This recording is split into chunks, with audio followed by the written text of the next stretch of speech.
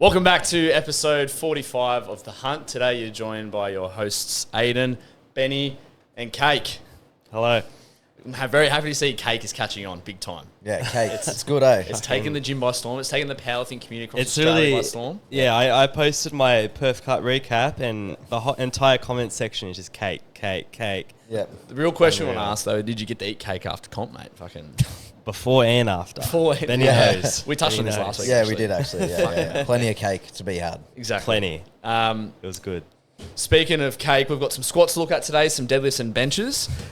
So people sent in their videos. We didn't get as many as we thought we would because the last time we did this, it was full on. We had so many videos to go through. We only had to cap it at a certain amount because otherwise we could talk for hours. But it's probably a good thing to see that like not many people need much technique advice because technique, I think, is just going through that phase where it's not being spoken about as much, which is completely fine. Yeah. Because obviously we have our stance on where technique lies. Yeah. But it's always good to like, you know, every now and then provide some sort of free resource of advice Yep. to help people, you know, think about what they can improve upon. So we've got 4 lovely athletes to look at today. A wide range as well. An international. I think he's from India or Sri Lanka or something. Sure. So that'll be nice. Yeah. And some international athletes as well. Couple of people who have already represented Australia. So it's good to see, you know, some high level athletes, you know, still looking to refine their craft. But yeah, it'll be good to sit down and have a chat. But before that happens, obviously we've got Christmas coming up. You know, the summer months, the hot months. Jared, looking at you, looking very dark. Yeah? You know, when was the last time you mowed your lawns, mate? Fucking yesterday, mate. Yesterday? The lid was off. Yeah? Mowing the lawns away. Yeah, that'll do it. Ask me back. When did you mow the lawn last, today. mate? Today? Yeah, sorry to interrupt. Today. Benny Schlobbits, when was the last time you mowed your lawns, mate? Hey, it's been a hot minute, brother. Fucking hell. No, I that's lay good. in the sun. I don't work in the sun. Yeah, I get it. But, yeah, Cake, what are your plans, mate, for this summer? Do you have anything coming up or you have any holidays Nah, you know, man, in the sweet. pipeline? Sweet bugger all. Sweet bugger all. Yep. Black Ops 6 and Black Ops 6. mowing the lawns. Black Yeah. Ops 6, mowing the lawns. Yep. Bit of pool time. Yep. You know, just Hanging out with the cats. hanging out with the cats, hanging out with the boys at HPC, the boys and girls. Cool. Easy. And what about you, Benny? Fair bit going on, mate. We all know Benny's festive season. Yeah, the off-season special is Few of gonna go these. a bit crazy. A couple of them. Cut in the form of Cracking lager. Can. Yeah, that's it, mate. So, no, it's good. I'll be cracking a few cans this weekend. Got a couple of events in Sydney. There's a pop-up like Sounds of Mayhem event on Friday night, which is Phase 1's headlining. That'll be sick. And then Saturday, there's a co-headline with Avance and Tell me Dynamite. that in country music terms. So it's like Dumb it down for us. Bit of dubstep. Okay. Yeah, bit of What's not dubstep. country? I bit mean, of like, rhythm. name a country music artist that is similar to a level of who Have you Phase Rush is. Have you ever heard the track Country Rhythm? Rhythm. Rhythm. Double What? D. Oh, I'll show you. Okay. It's good. It's pretty funny. is that by Phase Rush? No, it's not. Okay. But like it's within the genre. Okay, very All good. right. Yeah. All But right. no, that's good. And then a few other ones throughout the festive season, and then wrapping it up with a big one over New Year's. So it'll be a good Hectic. bit of fun. That's good. Yeah, that's it. How about yourself, mate? Going to... You're basically in prep already. Yeah, 14 weeks out. It sneaks up on you. So I'll be going to Cairns for a holiday, like not a work holiday, a holiday. That's good. So that'll be nice. Still training up there. Thankfully, there's a gym called Zero Weakness that I'll be able to, you know, touch up at. Yep. And then I come back on the 15th, and then we have our Christmas party on the do. 21st. That'll be fun. That's going to be fun. It's Yeah. probably the last time I'll touch the piss before not touching the piss till after Nationals, honestly. Yeah. Just because, you know, I'm sitting at about 85 and a half and I want to make sure that I can cut into the class. Yeah, and he's a man on a mission. He goes to us the other day, and this right, Kate. He goes, "All right, cool. So staff party. All right, we're doing it the same day as the Christmas party. He can But only we're going- afford one day to get pissed. He's got 1 day to be on an absolute tear. So That's he's exactly doing, what he's I like. He's like, I'm doing bottomless brunch, and then we're filming a pod. Yeah. Stay tuned for that one. Yeah, We that's need gonna- episodes of the bank because I know you're not going to be around because you'll be fucking hungover most of the time, and I know you're probably going to be mowing lawns or eating cake or something. Nah, we need episodes in the bank. You know what I mean? nah, it's gonna be sick. And then Christmas party of an evening. Yeah, that'll with be a the whole big day. gym. Yeah. And then I've got to squat 270 2 days later, so that'll be fun. You heard it here first. But then I'm going to Coffs Harbour after Christmas, so True. home to Tamworth Yep. with the parents. and then we go camping at Coffs Harbour. That's good. So I'm taking a power bar up there with me. That'll be like, I'll be there for like week 1 of my first, second last block into nationals. So I'll just hit up the World Gym there, which would be fine. That's good, man. And then, just make the most of it. Excellent. All right, let's get started. So we're going to kick off things with Thomas Barney. Yep. 105 sub-junior. I think he is Get him up. Is he an op to one of our members, Alex? Him and Alex competed against each other at Nationals just gone. Hectic. But yeah, a bit of space to fill. Yep. But Alex is closing in. But yeah, it's good. The friendly Little competition. subtle Eh? jab there. Yeah. Alex is closing. Yeah. Nah, cool. So how it's going to work is, just so all our listeners understand, so you can get on board next time, is we're going to run through all the videos that our friends sent in, and we're going to just watch all the videos at once, and then we'll just do around the table, and we'll just make a chat, okay? But for example, if they've sent squat, bench, and deadlift in, we'll just talk about squat, and then we'll move on to the next lift. Yep. Cool. Easy.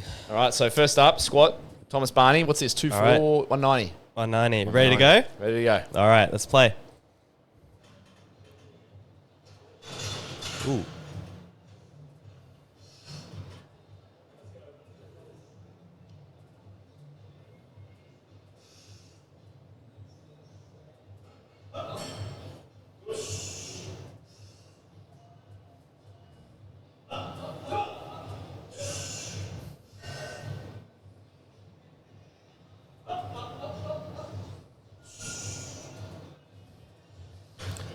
Fucking hell. I'm pretty sure that was the only squat video he did send in. Yeah. Okay. Yeah. So, first off the bat, I think he's fucking pretty strong. Yeah. There's not much he's doing wrong. But the only thing, if I was to be finicky, was that in between each rep, you could tell again he looks tall. Like, what rack height's that? Not nowhere near you, Benny. Oh. Surely. No, I that's can't tell, that's but two above me. The bench J hook is above the thing, so you can tell That'd it's be pretty like tall. 19 or something. Yeah. Fucking 19, tall. 20. In saying that, because you're tall, mate, you know, like you're gonna like want to lean more into that tall locked out position, and I think that's one of the biggest things when you have tall lifters that want to do powerlifting. One of the things they find really hard to do is to be able to get compressed, and by compression, the best way to think about it is like this can. If you squash the can's going to compress and create more pressure inside it. So that's probably the number one thing, is like he's finding it probably really hard to maintain compression between each rep. So things that can help that is just trying to make sure that you're not overextending at the top of the squat, because unfortunately, like the heavier the bar gets, and the more weight it pushes back down on you. And at the end of the day, you just got to let the bar win that battle, and you have to remain compressed the entire time. Otherwise, you're not wasting energy. The bar moves around your back. You become unstable between like your hips and pelvis, like that connection there. So I think that's really the only thing I can see that he can work on. But Benny, do you see anything else other than that, mate? Yeah, no, that was about it, to be honest. I'd say like there was like a little bit of the bar kind of like bullying him when he got out of the hole, like kind of pushing him forward with that little pitch. But I don't really think it's to do with how he's like hinging on the descent, because everything looks quite clean. But I think if he just like remained compressed, as you were kind of alluding to, the bar would have less travel room up and down the back. So it should stop pitching him forward in the torso like that. But outside of that, it looks like he can get a lot of like leverage onto his legs and push the floor away really heavily, which is great. Once he's down there, it's pretty good. Yeah, 100%. Yeah. Yeah. And what about you, Jared? Do you see anything, mate? I think, personally, I think he's looking down too much. Yep. I think he could be shifting his gaze to be looking a bit more forward, so that way he's not, so to speak, getting jolted forward by the bar so much, especially at that lockout position. Yeah. Obviously we know the more down we look, the more likely we are to go forward. Yep. Then obviously, And maybe he's compensating that because Potentially. that's why he's pushing his hip forward and getting too tall. Yeah. but yeah, that's my take. Maybe just shift Yeah. your gaze, Thomas, to something a bit more in front of you. Yep. But yeah, pretty Cool. good squat otherwise. So if we look at the frame right now, actually, if you can find the tallest frame of what he gets into for me, Jared. So if we get a locked out position, say after the first rep. All right, so he goes here, Yep. does his first rep here. Yeah. So actually, go back to that one. That's good. So the frame here, ready? Come back. Yep. Here? Come back. There. Yeah. Right there. So He that's almost you. shrugs it up. Yeah, Yeah. that's you setting your brace, right? And you're moving so much of your body under that bar to set your brace. But then all of a sudden, for you to get into that forward lean position, which you should be in, you do it anyway. And we can see this when Jared goes to the next frame. Ready? Yeah. Oh, There we there. go, That's yeah. nice. If you can do that and lock your knees, that's a very nice starting There you go. position. Do we all agree? Knees Yeah, are locked there. 100%. That's probably the biggest thing that I saw was like, and when you're setting your brace in that position and trying to find like your midfoot, Yeah. just don't rock too much through the hips to try and set it. Yeah. You're mainly just trying to like lean at the ankle to try and find that like Yeah. center of mass over the midfoot or forefoot, whatever your preference is. Yep. And yeah, like basically when you're getting your hips underneath you, it's good that you're creating a stack, but you are getting really tall through like your upper back. And it's like your breath is directing up into the bar instead of down and compressing out into the, or expanding into the belt to compress in that area. Yeah, it's almost like a little hack. Like if you maintain that lean right, like, and you're falling forward, your body's gonna compress even harder to stay still. You know what I mean? Yeah. So it's kind of like a little trick. If you can maintain that lean, everything else should just fall in place. Yeah. So it's kind of like when you see people who are like super long levered setting a very small like pre-hinge, but it's just like way less drastic in that sense. Yeah. You know what I mean? So, Yeah. yeah. Cool. All right, let's move on to the next one there, Jared, mate. Yep. It's Thomas again. Yeah, big Thomas Barney. Here you All go. right, let's see Bench it. 120. That's old. Let's go. Rack height 9. Are we guessing 9? No, that's 10. Surely. All right, I know what the first change is going to be. Oh, yeah. Very good. Can you wheel that up again? Yeah. Good to see the bearded Superman, you know. Oops, sorry. Jared having a technical malfunction. Yep. I'll point out real quick, rack height needs to go up. Yes. First and foremost. Go up by probably 1, maybe 2, but definitely 1. Benny, you love bench, mate, so give him the 1 too. So basically, I can see that you're moving your wrists around heaps when you're trying to set grip on the bar. So if Jared, you pull it back to essentially when he's still sliding in and he's trying to set position, the wrist goes from Yeah. being extended to flexed. Yeah. You Right? can see that. And then as he unracks the bar, he goes back to extension and brings it out. And I think that's a big like contributor to when you push the barbell up, you get that kind of shooting of the elbows going toward the uprights. Yeah. Maybe you do it to the camera so you can understand that. So all right, fucking cool. So basically, like what he's doing at the moment is like kind of grabbing the bar like this, then extending on the way out. So there's a lot of movement through this kind of range. So then when he goes down and presses up, everything kind of shoves up and forward into the lockout position. Whereas if we can keep the wrist extended under the bar, it's going to start creating a chain of events down the joints that stack beneath. So we're going to be able to hold wrist extension, elbow extension, and shoulder extension throughout the entire range. So if you can just pop it out like this, bring it low, and then stay extended through the wrist, you're going to be able to just go wide and then press straight up, finishing short at the shoulder and not allowing too much of that upward kind of movement of the bar or diagonal movement, so to speak. Yeah. Yeah, and we see this a lot in young lifters. Like, it's very closely ties back to the squat that we're just talking about. Like, if you are creating too many moving parts in your technique, then at the end of the day, it's just going to come back and bite you. Like, you're going to struggle to really handle those heavier loads. Yeah. Cake, do you see anything there, mate? Other than what you've already mentioned with the wrist, it just looks to me like your legs aren't really on very hard, or they're not on very consistently. So you can see on the press here, there's a bit of bum hip action going on, which tells me that you need to either change the angle of your feet, so angle them out a bit more or bring them slightly forward. Yeah. That's my take. Yeah, so like if for people who don't understand, if there's movement when you push through your hips, that's your body trying to tell you there's still room to give here, and I'm expressing leg drive at your hips, not at your feet. Yeah. And I'll to be honest, Thomas, mate, if you're wearing Hyper V's, right, and you're on rubber, that tells me straight away you're not pushing hard enough, because if you have rubber on rubber, there's obviously going to be friction. Your feet are going to slide. And I guarantee if I was benching in Hyper V's on rubber, my feet would be out past fucking Ipswich. I'd be sliding all over the place. Absolutely, yeah. So I you agree. get some carpet so you can actually get a good reference point for where your feet is going to actually be, I guess, situated. And we know there is carpet at 0. It is 0. They have them now. Yep. Oh, they have them now? Yep. They must have found the dealer. Eh? Yeah, that's it. No, that's good. If you pull back to the unrack for me again, Absolutely. Let's go back so here. a little bit further, and then just play through. So one thing that I do notice is that there's a little bit of foot movement there.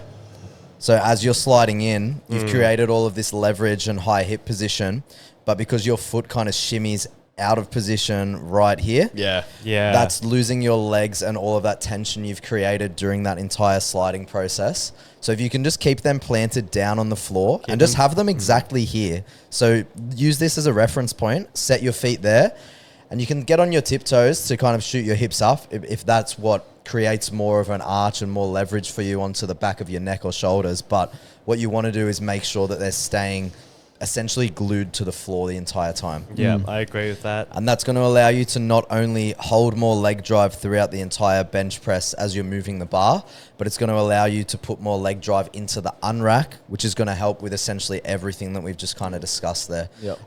Because if you can keep your legs on during the unrack, it's going to make the bar feel lighter in your hands.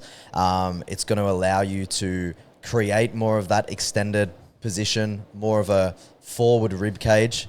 And more than likely, when you drop your hips down to the bench, you'll be able to hold on to that leg drive the entire time. So, Yeah. there you go. That's good. I think, like it, at the end of the day, like you just want to try and minimize the amount of moving parts. So we've already touched on that and we'll probably hound on that all day. So Yeah. I think if you can create less moving parts, less room for error. Yeah. All right, let's move on to the next. This is the one he's really focusing on. Yep. Which is his deadlift, 280. Big 280, pull. yeah. Let's go. Yeah, he's got All right. a big pull. All right, Let's let's see go. Got the dogs out. We'll crank it up, you know. Ooh. Fucking oath. Bit of He's fired up. fired up. Ooh. Oh, yeah.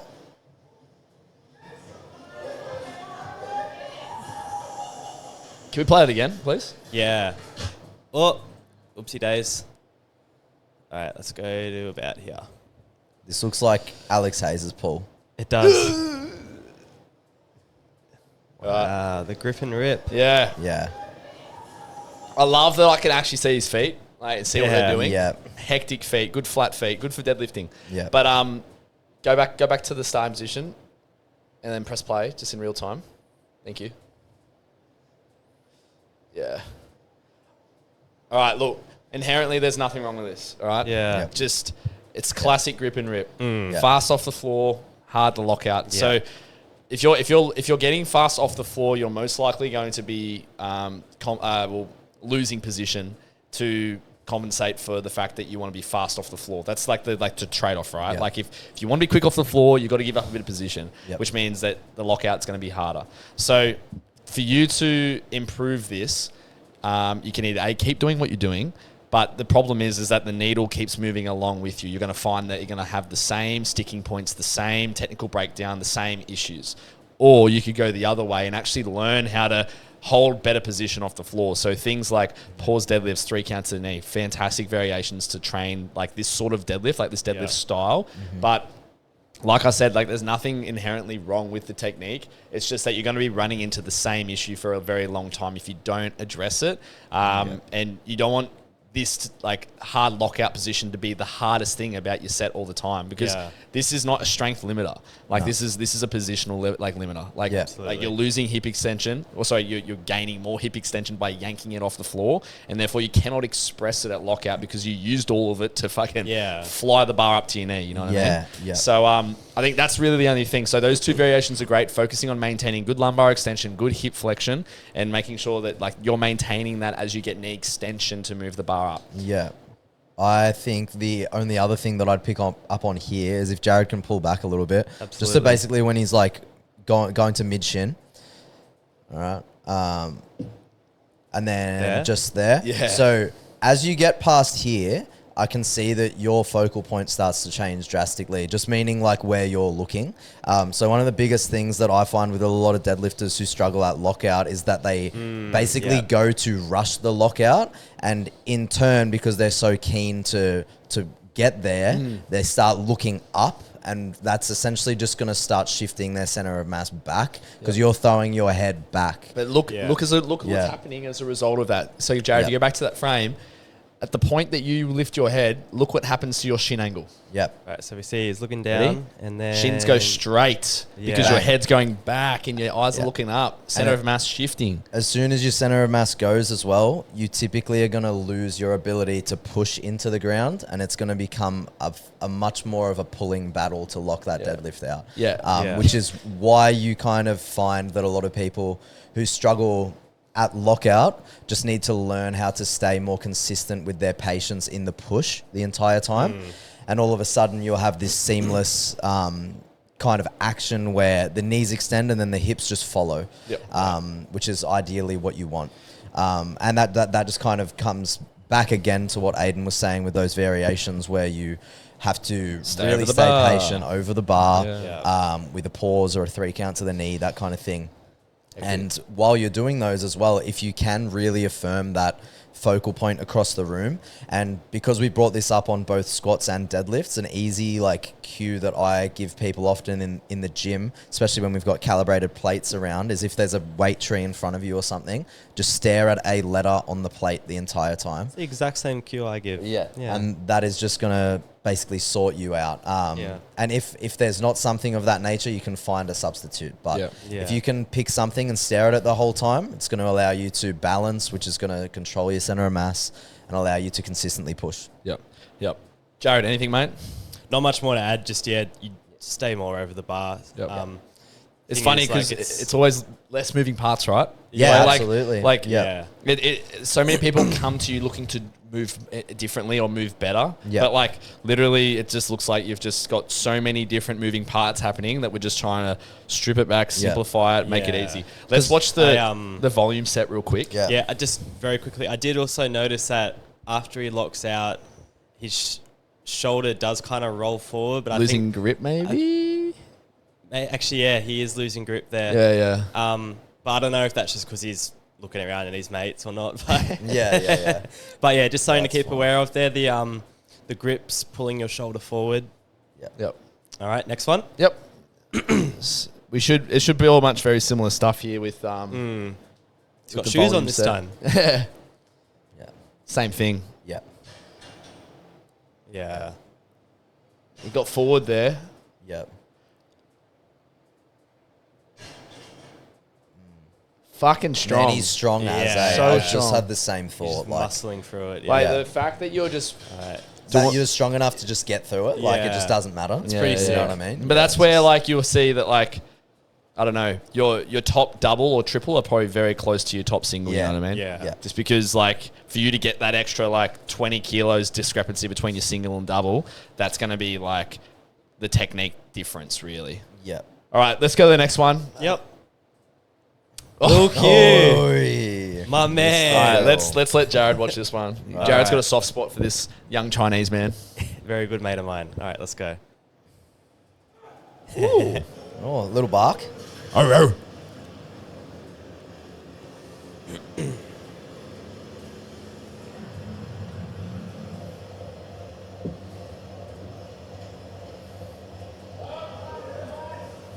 Oh yeah.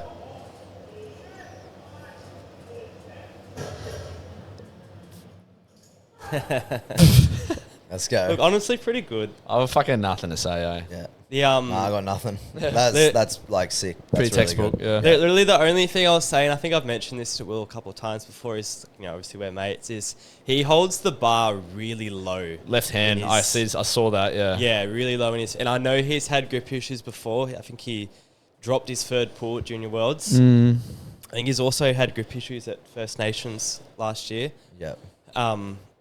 He'll blame it on other things like the platform, but Yeah. yeah. But anyway, that's really the only thing I'll say, man. Just Yeah. just that grip, maybe. Bit of grab and go. Sort Yeah. him out. I will You need- say, knowing because I handled him with Davey at Junior Worlds, True. his arousal is very different to what he did for his third attempt than it is now. So I don't know if he's changed that or not. Could be for the better because that was a great set. Yeah. But just make sure your arousal is consistent and you're doing the same thing and not trying to change it every session because that was a really good set. Like, was you're a probably good in a good set. place right now. So He's just in keep a good doing what you're spot. doing. Yeah. Yeah. He holds position so well for like a long torso He does. lifter Yeah. in the sumo. Like, Like, it's 100%. pretty long, bro. Like normally you Like see his hips people are so low. so low. That's what I noticed, which is like really, really good to see that he can still leverage so much push there. But typically with like these long limb lifters, like if their hips go up, they just turn into a fishing rod. Like it's like, but that's good. Yeah. All right. Good work, Will Q. Love your work. Next one. Yep, let's Next go. one. Oh, wrong button. Here we go. Ready, Aiden? Yep, let's go. All right. Sambalippo. Sam Filippo. Ooh. Oh yeah.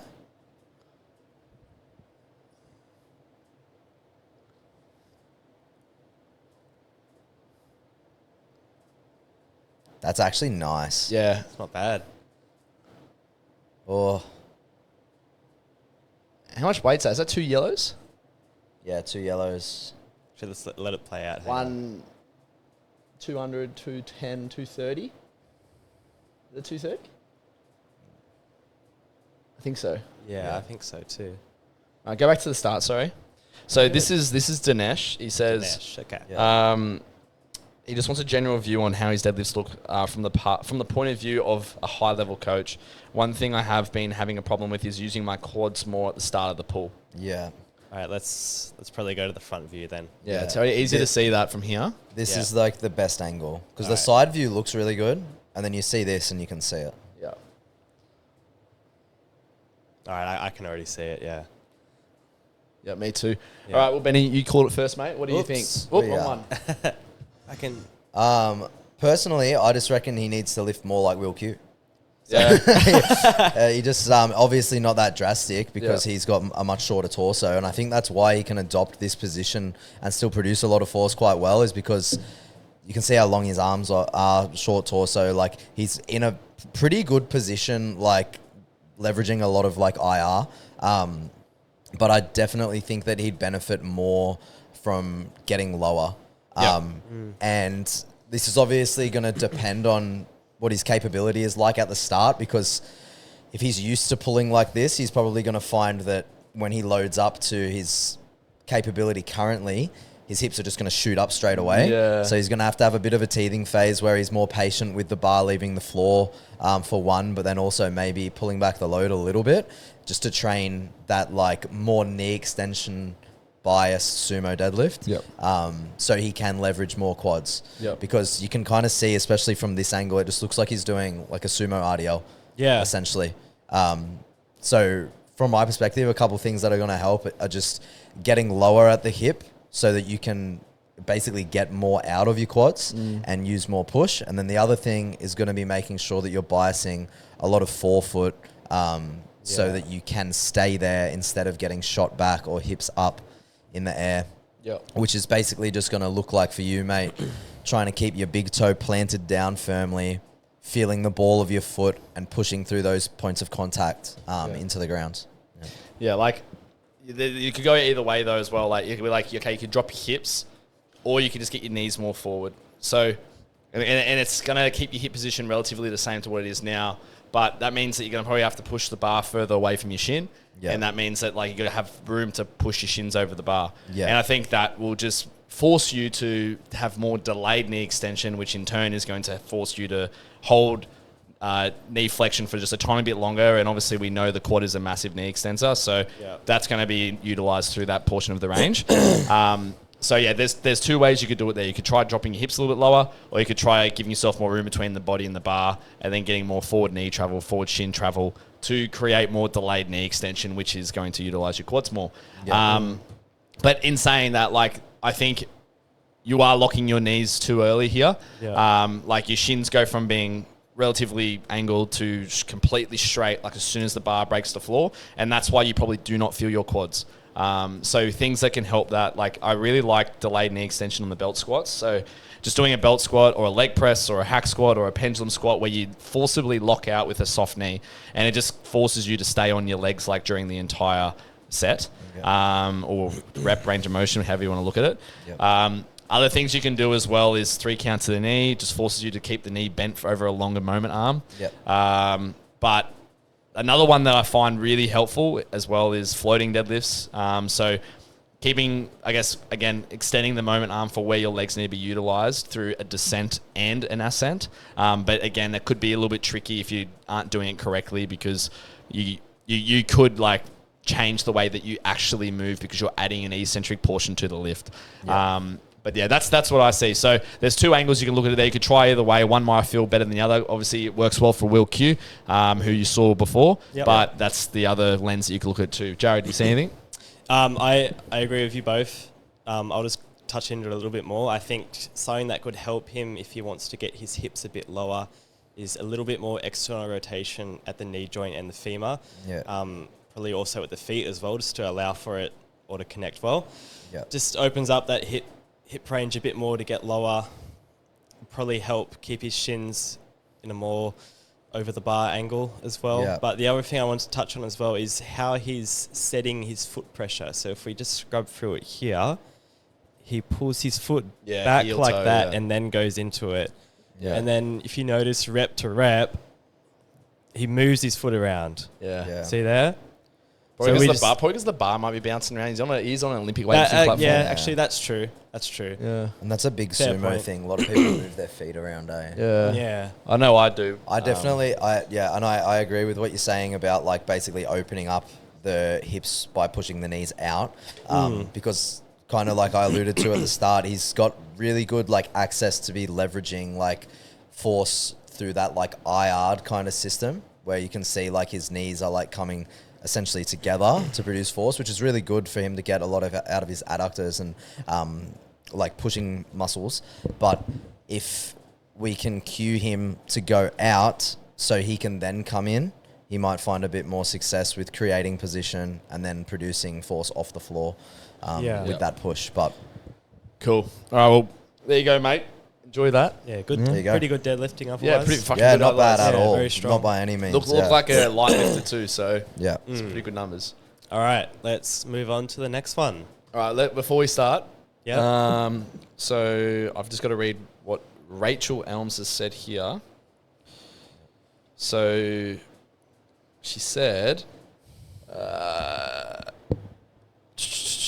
would love your thoughts on my new hook grip setup. Still playing around with it, but I tried it to hold the bar towards the end of my fingers more and pull the slack out with my grip, but so it doesn't roll as much. This is what I've gained from your previous feedback. She sent through the videos, which you'll see here. And then she said, I'm really struggling with the hook as I'm not sure if it's right for me. I tried yesterday and could barely grip the bar at all. My hands only just fit around and it definitely didn't feel very confident. Is this normal for beginners or is it a sign it's not suitable for me? And if so, is there anything you can suggest to improve grip and stop the bar from rolling and catching on my quads? This commonly causes me to lose grip. Open to any cues, even accessories to drill in a different position. I've thought about foot pressure, focusing on more shifting the weight slightly more forward and loosening the grip, but the looser the grip also doesn't feel very confident and I'm really worried about dropping the bar. I've never had issues with grip previously, but it seems like my deadlift has increased quicker than my grip strength. Classic. All right. So this is from Perth Cup, which is a recent is comp that mixed you grip boys by the competed looks of at. it. It is. This was day 2. Yeah. Yep. So let's just see how this folds out because this is, I think, her last stint at doing mixed grip. Yeah, so it looks like she wants us to look at the mixed grip first, hey? Well, she's We'll already just committed to start going there. to hook, but We'll this, start there and then we'll... yeah. All right, let's just start here and let's go on. We'll go from here.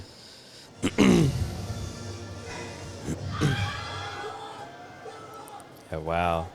She didn't have to Okay. extend that far, to be honest. Like she was already locked out, and she kind of like I think just controlling that center of mass pushed her back Yeah. way more than what she needed to, and that's what caused it to happen. But it's a very fine line. It's like getting over a speed hump. You know what I mean? Like you got to accelerate, and then once you reach the top, it just falls. You know what I mean? Yeah. And I think that's what happens at lockout here. Yeah. Play through again. Yeah. Yeah, all right, let's just go for it. Like Yeah. she's Yeah. Yeah. Anyway, I feel like as you're we kind of touched on it before. It's like that rushing to lock out. You can see the head goes up, and it's like Yeah. people often go to extend their hips before their knees are fully extended. Yep. Then you're experiencing that kind of like not ramping, but similar, and that's when the thigh can get in the way from like experiences that I've had or seen. 100%. But yeah. All right, well, let's go to the next video. Yep. So I think this is her trying hook shortly after. Yeah, looks like it.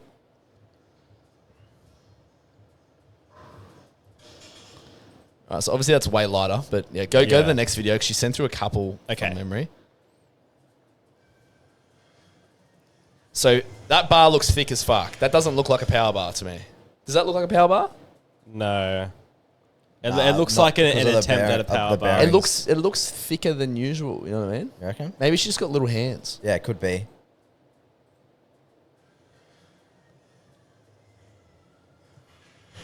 All right, next.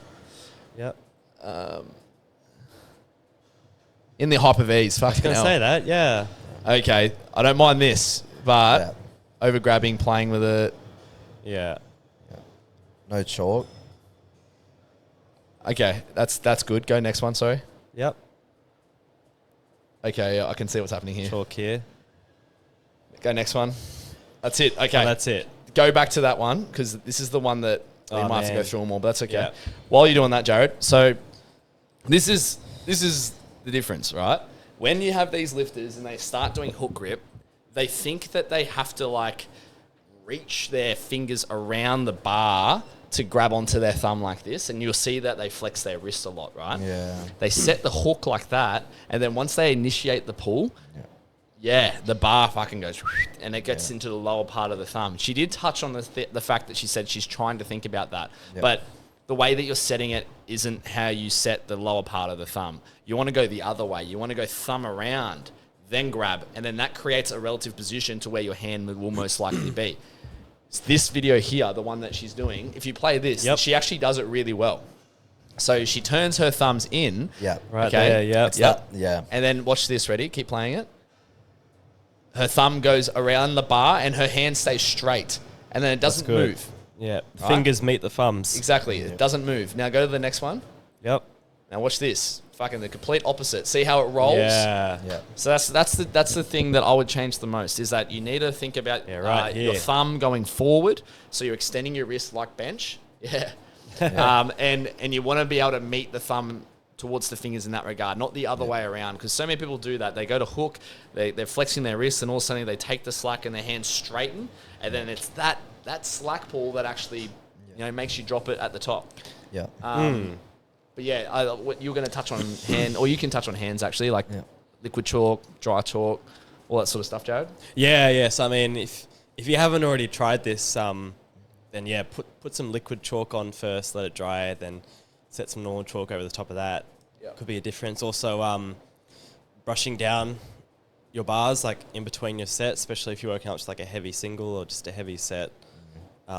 Making sure there's no excess chalk on there that's gonna Talking Get every in your session way. as well. I Yeah. personally think if she is in the camp who feels like they have small hands, you can definitely trial hook grip and see how it goes. But I think for majority of people who can already note that at lighter loads, as soon as you start going towards your top end, you're going to experience that you just don't have enough surface area to grip with your fingers, and you can't actually latch over like any part of the thumb that has some kind of like something to grip on. It's essentially like you're setting it just over the nail instead of setting it over like a joint of the thumb or like a part that you can actually hold on to. Yeah. That was my experience with it specifically. And as soon as I got to anywhere near my top end, I would just feel basically like, because the bar is heavy, it's just starting to create so much resistance that like, because I'm not able to latch over the thumb joint, for instance, I would just slide off of my thumbnail with my fingers. Yep. But in saying that, I think that for someone who has a grip style like you on mixed grip, being quite like firm and like deep in the hand and struggling to commit to what feels like a lower grip, I think that hook grip specifically can be something that can teach you how to do that, because you have to create that latch kind of sensation. And then when you go back to mixed grip, you're going to know what it feels like to then create that. And you can then do it in essentially like setting a hook grip kind of mixed grip where you're essentially trying to latch your thumb over the fingers and allow it to just rest low in the hand. Yeah, well, the index finger specifically. Yeah, the index finger specifically. Yeah. And that could be a potential help as well.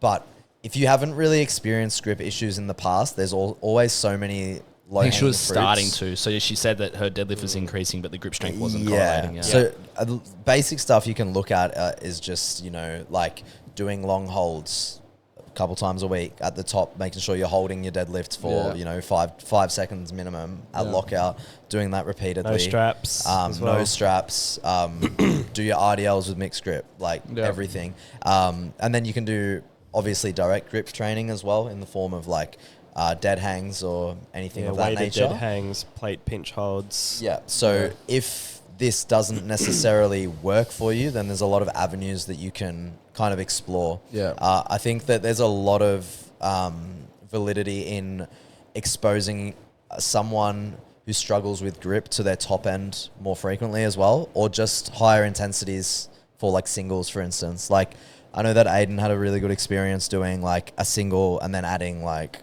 I don't know, 10 kilos or 2.5, then 2.5, then 2.5. Yeah. So he's doing like 5 singles per session. And then all of a sudden, you've done all of this work in the past where you've tried to fix your grip through strategies such as like specific grip training, but you've done this more frequent top end exposure, and then you held on to 340, no worries. Exactly right, yeah. It could be a programming thing. Like, Yep. just more exposure, not necessarily to heavy load, but just the practice of doing singles. And we touched on cluster sets last week.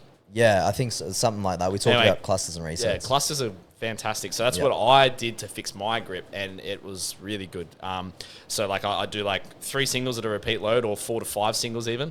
And then the next week I'd go same single load at the start for 1 set, and then I would increase 2.5, 2.5, 2.5. And then the next week would be same single start load, so 3 singles within the 3 weeks are the exact same at the start, and then it's +5, +5, +5, +5. So that works really, really well. Then all of a sudden, like your baseline's getting better, like at handling, I guess, like that load with your hook, and your hook is also moving along like a slow linear path, because that's what strength training is. It's slow and linear. Yeah, and something like that would be really good to condition a hook grip as well. Yeah. Because sometimes it's quite hard, especially for people who are just starting out, to hold on to like longer rep sets with hook grip specifically. Yeah. Whether that's because their skin literally can't hold up and you're getting tears, or because it's just painful, because it is.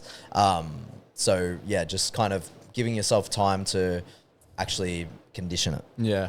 I will touch on lastly, you're not doing yourself any favors by not using comp stand equipment when you're trying to learn something so specific and so finite like hook grip. You need a power bar, right? You need good chalk. Alpha Fit have the best chalk in my opinion. I can feel what shit chalk feels like as soon as I touch it. Absolutely. So I think you need all those like variables and controllables, I guess, in line before you start like giving up on it, because that looks like an Olympic bar. I think it looks thick. The boys think you got small hands, but I don't know. It looks thick to me. Maybe because it's just alloy, but I definitely think you definitely need to use a power bar that is like really good, like a Eleiko, a Rogue, something like that, to give you the best chance to actually give it a crack. But yeah, that's it. Could touch on other things like technique, but I think that's everything. Like, I think that's it. Yeah. I think like technique's pretty sound for the most part. 100%. Pulls like 205 or something. It's strong. At Very 69. strong. Yeah. Cool. All right. Well, that wraps it up. So Cool. that was 4 athletes. I think we went for like 40 minutes, which is great. It's good. So thank you very much for everyone sending their videos in. Obviously, like, I'll chop this up and send these videos to everyone individually, like just so they can just see the clip straight away. But this episode obviously goes out 2 weeks later. But thank you very much for listening. Next time we do this, send your videos in. We'd love to help everyone as much as we can. Yeah, 100%. And we'll catch you next week, eh? That's it. See you next week. Thanks, guys. See ya.